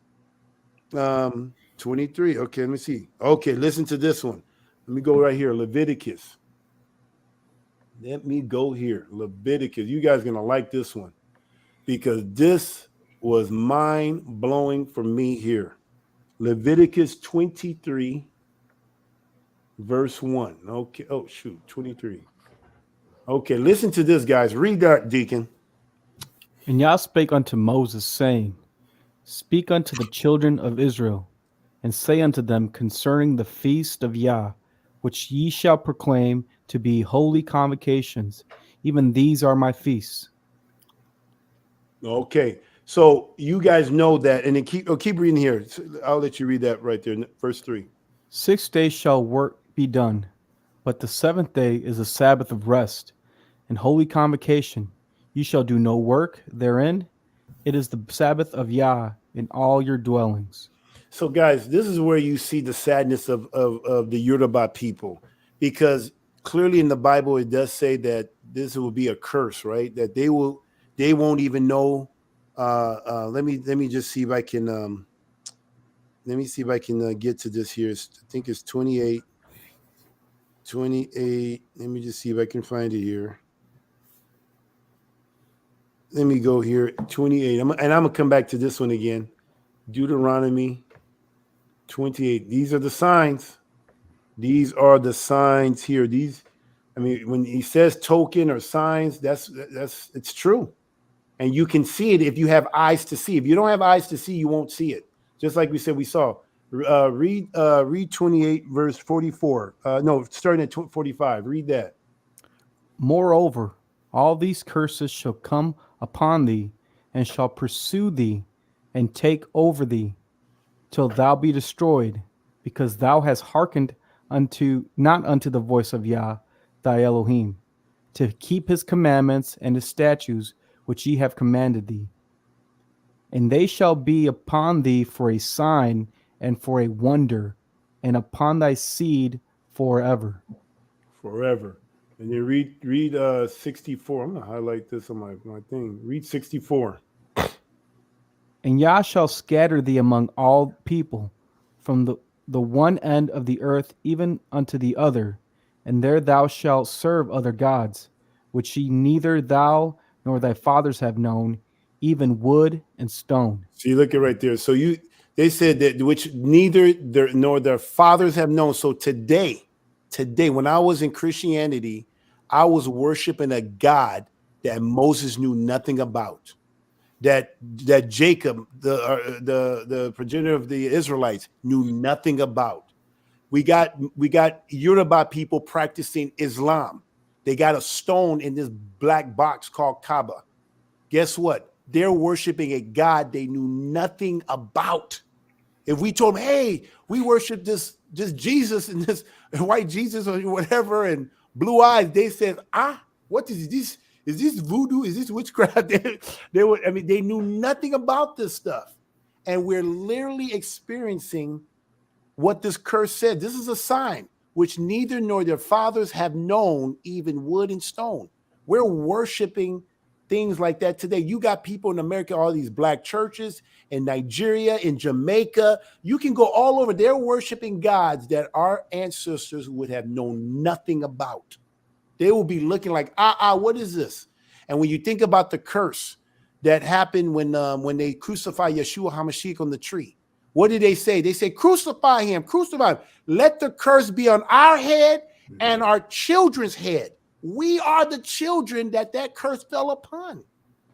And we're not keeping the commandments. And because of the society they live in and this and all of the stuff that's happened to our people is because of our ancestors not keeping the commandments of Yah. And we're experiencing this curse. And when I went to Nigeria, we're 2 or 3 witnesses, me and TJ. That's 2 witnesses. He's here right here. If I'm not making it up. We saw the same. TJ, did you see what I saw? I saw what you saw. Did we come up? We literally saw with our own naked eyes that Nigeria had the potential. Like, bro, if they woke up and came together, Scary.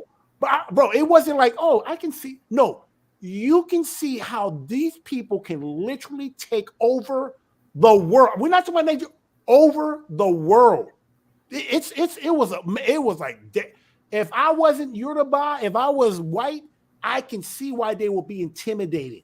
They will be, I can see it. And I can see why they will bring their white Santa Claus and put it in there and making sure that they're celebrating Christmas and eating pork and catfish and it was sad to see that they're taking so much of the Western culture, because as long as they keep these people cursed, guess what? They remain the head, we stay the tail. I mean, you clearly see it, guys. I can't make this thing up. TJ, am I exaggerating, TJ? No, he's not exaggerating. Like it was extremely, and I say scary in a good way. Like, what could be done if these people turned back to Yah and knew who they were? I mean, it was exciting and sad at the same time, because you just know they have no idea who they are. They don't know where they come from. They know nothing. And so, but if they decided as a Nigeria itself, we're gonna turn back to Yah, repent, keep the commandments, do what we need to do, get back to our heritage, it's over for the rest of the world. So listen to this. Going back to Leviticus 23, the Yoruba, I'm talking about Yoruba, not all of Nigeria, but the Yoruba people, there's a word called Owabe, Wowambe, Owabe. It says Yorubas love to party, like party. Now, anybody that knows me knows I'm not much of a partier, but I know where I got that from. My dad, he doesn't like to party. His mother didn't like to party. But if you talk about the Yoruba people, they party all the time. Listen to this, guys. This is just from an article. Now, this came out. Where's this article? This comes from I don't know where this came out of, but it's an article. And it says this: as Nigerians, you would have heard the phrase a number of times. Yoruba people love to party. They go out to celebrate anything worth celebrating, be it wedding ceremonies, birthdays. See, look at birthdays, housewarming, retirement, funerals of the old, funerals of the age, even graduation. They listen to this, guys. Listen to this. There is hardly any Saturdays in Nigeria without a Owambe, meaning party. There's hardly any Saturdays that you don't see a party by the Yoruba people. I'm talking about the Yoruba people are specifically known for being partiers. Let me read another article. Yoruba people are the kings of parties, undisputed. They are the kind of people who will throw a party to celebrate the success of previous party. And they will always go out. They'll always go out all out. There's a word called ose ibe, in place excess. It has excess of food. Most of the time, they even hire live band. This will show you a list of other things Yoruba people throw parties for. I mean, they will throw parties to have a new generator. They will throw parties for somebody graduating. You know, they say ever been in the street where the Yoruba people live? Parte after party every Saturday. Now imagine what will happen when such a street buys a transformer after a long period of darkness. Trust them, they go all out. So I mean, these people are partiers. So anyway, you guys can look this up. I hope you guys go look this. I hope somebody that's been entrenched in this culture will do the research. But if you guys realize here, the Shabbat is a feast. How often do we do the feast, TJ, brother TJ? Every year. Well, how about the Shabbat? That's a feast. Every week. Every week. And what day would the world say that is on in the Roman calendar? Saturday. So I'm sorry. Go ahead. So you're talking about the Yoruba people partying.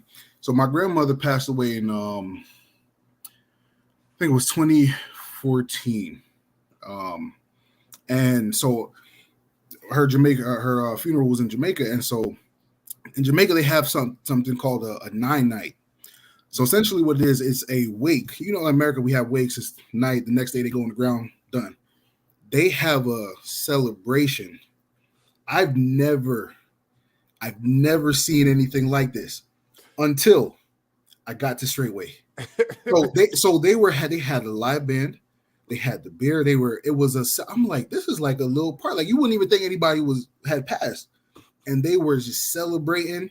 And I hadn't seen it because I was in Christianity at the time. So I'm like, oh, they're singing, you know, Christian songs and worshiping, they're drinking a beer. And then I get the Straightway and I'm like, whoa, this is what we do, you know? And so now, as you were saying that, like, you know, the Yoruba people they love to feast and party and just celebrate anything that can be celebrated. It makes more sense. So it's called the 9-night. It's 9 days. 9 days. Oh, see, that's a feast. Wow. See? Yeah. See, or it's 9 nights. 9 nights. 9 nights of just celebration of whoever had passed on. And it's great. So that just reminded me of that when you said that. Bro, so listen to this. So I remember growing up now, I was talking to my dad today. I said, I remember when I was young, we always had a party every weekend. And he would say, oh, that was your mother, you know, my late mom. He said, that was your mother. He said, I never was into all these parties. I said, but yeah, and I remember, and then all of a sudden it dwindled a little by little as we got older and we didn't have a lot of people over at the house. And I remember it was alcohol, food, jollof rice, fufu, you know, goat, or you know, all types of.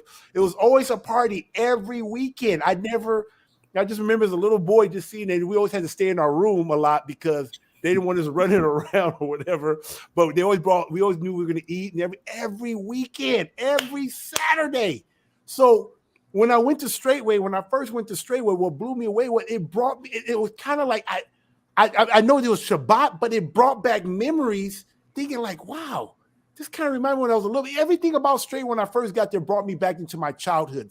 It really was like, I was walking into something like, I've done this before, but we didn't do it for Yah. Mm-hmm. We weren't doing they were partying about birthdays or somebody graduating or whatever they were partying about, but it had nothing to do with the Most High Yah. And now I see. So when you ask why do you guys party every Saturday? Why you don't party on Tuesday? Why you don't party on Friday nights? TGIF. We got thank God it's Friday. Or thank goodness it's Friday. Why don't you party on Friday? Why is it Saturday you guys party? Why do you name this girl on the first day of the week? Why do you circumcise your baby on the 8th day? Why do you do that? What does it say right here? So it's them that celebrates on it's them to celebrate on the 7th day. They just do it. They just don't know why. Exactly. That's what I'm saying. So they're doing something, but they're not doing it for Yah. They're doing it for wood, stone, for birthdays, for stuff that's not even a part of the Hebrew culture. Mhm. And if you ask them why, they'll say, this is just what we do. It's been passed down from generation to generation to generation. Why are you circumcised on the 8th day? Is it because you're Muslim? No. Is it because you're a Christian? No. It's part of our Yoruba culture. Why? We don't know why. It's just been going on from generation to generations. Why do you name this the second one the oldest? We don't know. It's just been passed down from generation. No one can tell you why they do what they do. And I thought because I was Yoruba, I can go back and know where I came from. And then I get stuck at 5 generations, just like people in America. Maybe people get Americans stuck at the slave trade. I can go 3 or 4 generations back and I get stuck too. Because guess what? I was impacted by slavery too. Our people, or at least my family, my great-grandfather was a slave. And he was the one that got, experienced freedom. And then that's when he dropped his slave name, took on Berkeley. I have another side of the family that's called Berkeleys. Now, the Berkeleys did not do a good job in keeping their family tree or keeping anything together. So my great-uncle, my great-great-uncle side, it's hard to kind of know who's who there because there's a lot of mixture with the slave. But that uncle is a Christian, and then my great-grandfather is a Muslim. And he did keep track of the Muslim. We have the House of Speaker of Nigeria. If you look him up, Femi Gbaja-Biamila, he is the House Speaker of Nigeria. Matter of fact, when people saw my name, they said, does he know you here? Remember when we go to the embassy, they saw my last name. I said, yeah, that's my second cousin and everything. That's my really, I'll say he's my uncle because he's way older than me, but he's technically my second cousin, but I will call him uncle because of he's my elder. He's literally my elder and things of that nature. So guys, I just wanted to just show you guys this stuff. And then the last thing I want to end on here, I know it's gotten long here. I appreciate you guys. So, but please hit the like button. Please share this. But the last thing I wanted to show you, and then TJ kind of alluded to it, but I remember asking my dad, I said, Dad, before we were Yoruba, before we were the Yorubas, what were we? Where do we come from? Where do we migrate? And my dad says, I think we are Egyptians. He was told as a little boy that and remember we were at the table, they were talking about, we think we're Egyptians or just, but my dad says he thinks that they're Egyptians because they were told that there were slaves in Egypt. What is it saying in the 10 Commandments? Let me go here right now. I'm just showing why Egypt and why slaves? I mean, bro, guys, you can't make this up for nothing. And so when you see these things in the Bible, maybe you guys read it and just think, oh, it's just in the Bible. But it's there for a reason. Let me see if I can go Exodus 20. Look what it says here, guys. If I'm not mistaken, what it says right here in the beginning. Read that right there. Exodus 20 verse 1 and go to verse 3. And Yah spoke all these words, saying, I am Yahweh thy Elohim. Okay, listen to this. I am Yahweh your Elohim. This is Yah speaking. What does he say? Which have brought thee out of the land of Egypt. Mizraim, Egypt, out of the house of bondage. My dad traces lineage as far as he can go is back to Egypt as a slave. So we had 2 slaves, slave in Egypt and slave of the European, the colonization. Who can say that? Is that not? And every time you see that, you can do a cross-reference on that, and you will see, if I'm not mistaken, you can see, how do you do a cross-reference? Can I do a cross-reference on this? I don't know if I can do a cross, but you can see where they're always talking about, let me see right here. Just balance. Okay, I'm not gonna be able to do the study here, but I'm trying to, who brought you? Let me see here. No, that's not it. Anyway, I will have to do it another time. But anyway, all I'm trying to say is that you see Yah always, even in the New Testament, always talking about rescuing from Egypt. It always goes back to Egypt. Once again, that curse is a sign. In that case, that was the origin from when Moses came up. But he goes back, and so for my dad to think that he was an Egyptian, a slave. How many Egyptian slaves were there? I mean, I didn't even know the Egyptians were slaves. So that means if you were slaves in Egypt, I don't think you're Egyptian. You probably was of another nation. And the most famous slaves in Egypt was who? The Israelites. Literally the Israelites. So anyway, guys, the curse is real. You see the signs. These are the signs, and I really believe, just doing my own study, and I've been sitting on this thing for 2 years. really 5 years when Pastor brought it to my attention. I started looking into it. I'm not making a big deal about it because at the end of the day, it's about being in Yeshua HaMashiach. It's really about being born again. It's not about the flesh. It's about the spirit. And so, but we got to know who the people are. I mean, all these are right there. And I'm hoping that this video gets out. Matter of fact, once this is done, I'm going to send this into my Facebook. And I'm part of a group, a community called the Gbaja-Biamila family, which is a lot in America. Some is a lot of them in Nigeria, in the UK. And once this video gets out, I'm going to spit it out there and hoping that it just causes fire. So I pray that I ask you guys to pray with me that this will spark something where people start waking up. You know, the remnant will come out, the people of Yah. And you don't see a lot of stuff out there, even on YouTube, about the Yoruba people. They talk more about the Igbos or the Igbos. They call it Igbos, is really pronounced Igbo, the Igbo people. But you hear more about them because they're practicing the Ashkenaz, the Khazarian Judaism. You know, that's what they're really practicing. But the Yoruba people are more closer. The Igbo people don't party. They're not known for partying. They're not known for twins. They're not known for they don't circumcise their baby on the 8th day. So there's a lot of customs that the Yoruba people that's unique to the Yoruba people.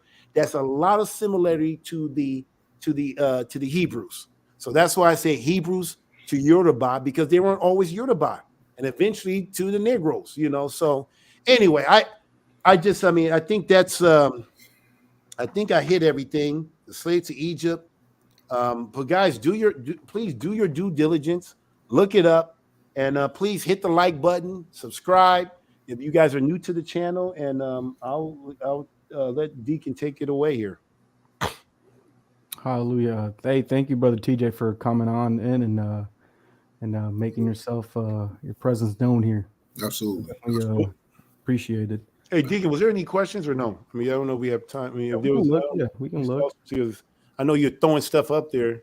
Yeah. You can read a few comments here. I'll let you read it. Shalom. This is Mother JC. Bless you, Mother. Shalom, Elder. This is awesome to see your lineage align with the Bible. Blessings. Hallelujah. Thank you, Mother JC from KC. So, Brother Hayden and Malcolm here, the Yoruba word for God, Oluwa, is derived from the Hebrew word Eloah. Ah, see, I know it's God. You see? I mean, every time, yeah, you see that. Thank you, my brother Malcolm. Yeah, brother, Sister Carla Obame. Cameroonian people are also under that curse. They party a lot. Now I understand, since they are not far from Nigeria. Wow. Look at that. But they don't party for a reason. See, when we party on the Shabbat, man, when we see the feast, that's how Yoruba does it. Food, drinks, party, music. I'm not sure how to pronounce this brother's name, or Udis. Shalom, I'm a Brazilian, and I can confirm that Brazil is like Nigeria in a continental scale. It's very goodful coincidence that the country that are having Israelites revivement are just good. Hallelujah. Yeah.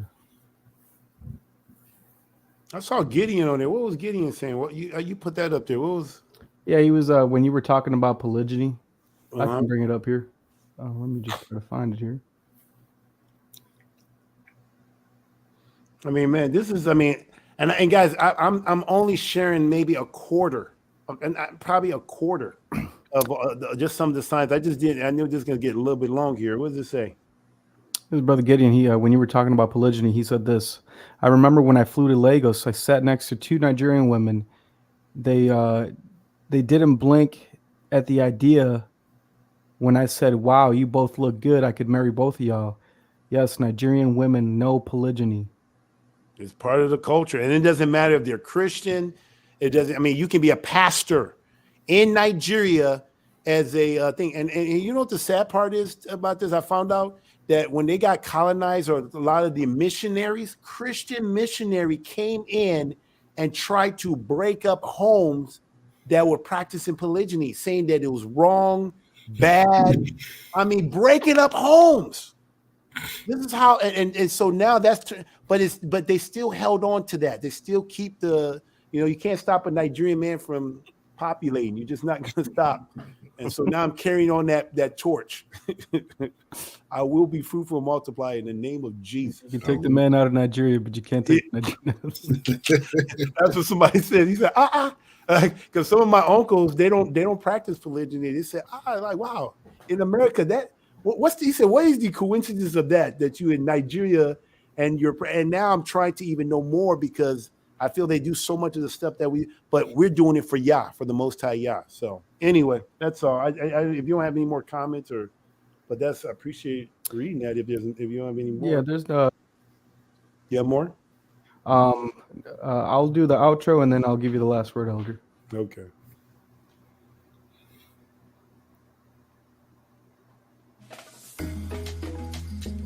All right, Saints, make sure to like, comment, and subscribe if you haven't already. We'll be breaking down this live stream throughout the week, and we'll continue in later streams to speak on the same subject like this, so you don't want to miss that. Remember to visit straightway.com for resources and newsletters. If you're interested in fellowship with Straightway, you can call the dining hall and ask for Elder Becker. The number is 615-688-3025. Again, that number is 615-688-3025. You can also visit straightway.com for contact information.